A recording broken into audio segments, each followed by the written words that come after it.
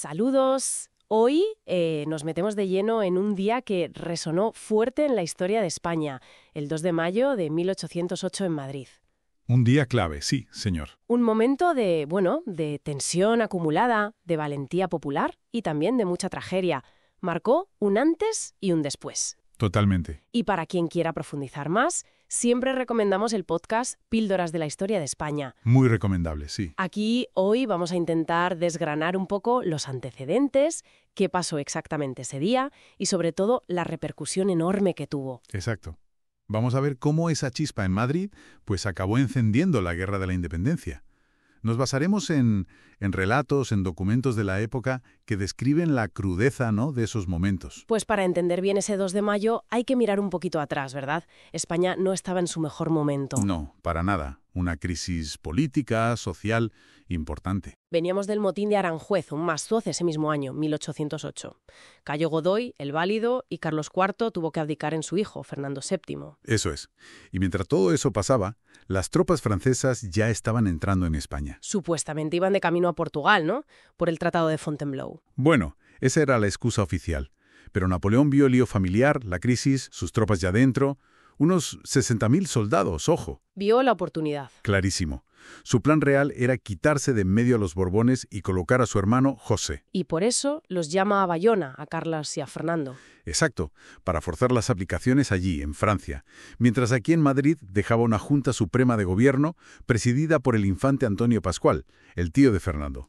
Pero esa junta estaba muy controlada por los franceses, ¿no? Por Murat. Totalmente maniatada. Murat, el cuñado de Napoleón, era el que mandaba de facto en Madrid. Y la tensión crecía día a día, mientras iban sacando a la familia real del país poco a poco. Es que hasta el propio infante Antonio se tuvo que ir. Dejó una nota un poco irónica, ¿no? Adiós, señores, hasta el Valle de Josafat. Sí, el ambiente estaba caldeadísimo. Y llegamos así a la mañana del 2 de mayo. La gente se empieza a juntar frente al Palacio Real. Exacto. Corre la voz de que se llevan a los últimos miembros de la realeza que quedaban allí. La infanta María Luisa, que había sido reina de Etruria. Un reino inventado por Napoleón en Italia, sí. Eso es. Y el infante más joven, Francisco de Paula. Y entonces, cuando ven salir los carruajes, ¡pah!, salta la chispa. Un cerrajero, José Blas de Molina, Ese es el nombre que ha quedado, sí. lanza el grito: ¡traición! ¡Que nos los llevan! Y lo que era una protesta se convierte en revuelta abierta. La gente de Madrid, con lo que tenía a mano. Navajas, palos, herramientas, se lanza contra las tropas francesas. Incluyendo a los famosos mamelucos. Sí, los mercenarios egipcios a caballo. Su aspecto, su ferocidad, causaron mucho impacto, mucho miedo. Los combates se extienden por la Puerta del Sol, la Puerta de Toledo, por todo el centro. Y mientras tanto, el ejército español. Pues la mayor parte seguía en sus cuarteles, obedeciendo órdenes, o la falta de ellas, de la Junta, que todavía intentaba, no enfrentarse directamente a Murat. Pero hubo una excepción, una muy famosa: el Parque de Artillería de Monteleón. ¿Ah, sí? Eso fue otra historia, un acto de desafío total. Cuéntanos, ¿qué pasó allí exactamente? Tú mira, dos capitanes, Luis Daoiz y Pedro Velarde, deciden desobedecer las órdenes de pasividad. Velarde fuerza la entrada al parque, convence a Daoiz, que era el comandante, y juntos, pues se unen al pueblo. Reparten armas. Reparten las armas que pueden a los civiles que se acercan. Imaginan la escena. Unos 20 soldados regulares, quizá un centenar de paisanos. Mujeres también, ¿no? Llevando munición. Sí, mujeres llevando munición bajo el fuego. Con solo 3 cañones, resistieron como pudieron durante unas 3 horas contra casi 2.000 soldados franceses bien armados. Una defensa heroica, pero desesperada. Totalmente. Militarmente, estaban condenados. Pero el símbolo fue potentísimo. Claro. ¿Y la respuesta de Murat? Implacable. Brutal.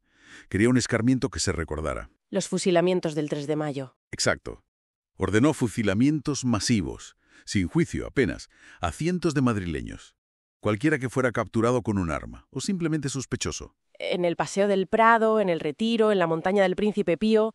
Escenas terribles. Que Goya inmortalizaría después, claro, con esa fuerza que todavía hoy nos impacta. Incluso sabemos de algún superviviente, un artesano asturiano, Juan Suárez. Parece que fue el único que salió vivo de los fusilamientos de Príncipe Pío. ¡Qué barbaridad! Pero esa represión tan dura, lejos de apagar la revuelta, ¿la extendió? Pues sí. Paradójicamente tuvo el efecto contrario.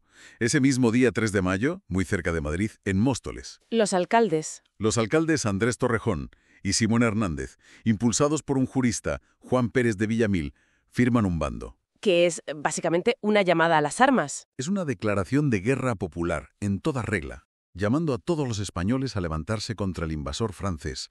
Es el inicio formal de la Guerra de la Independencia. Y una guerra que duró 6 largos años. hasta 1814. 6 años terribles.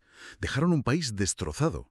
Casi 500.000 de muertos. Una cifra enorme para la época. Entonces, visto en perspectiva, ¿cuál dirías que es la importancia real de esos 2 días, el 2 y 3 de mayo? Pues mira, más allá de lo militar, que fue una derrota, el 2 de mayo se convirtió al instante en un símbolo potentísimo. ¿De qué? ¿De resistencia? ¿De resistencia popular? Sí.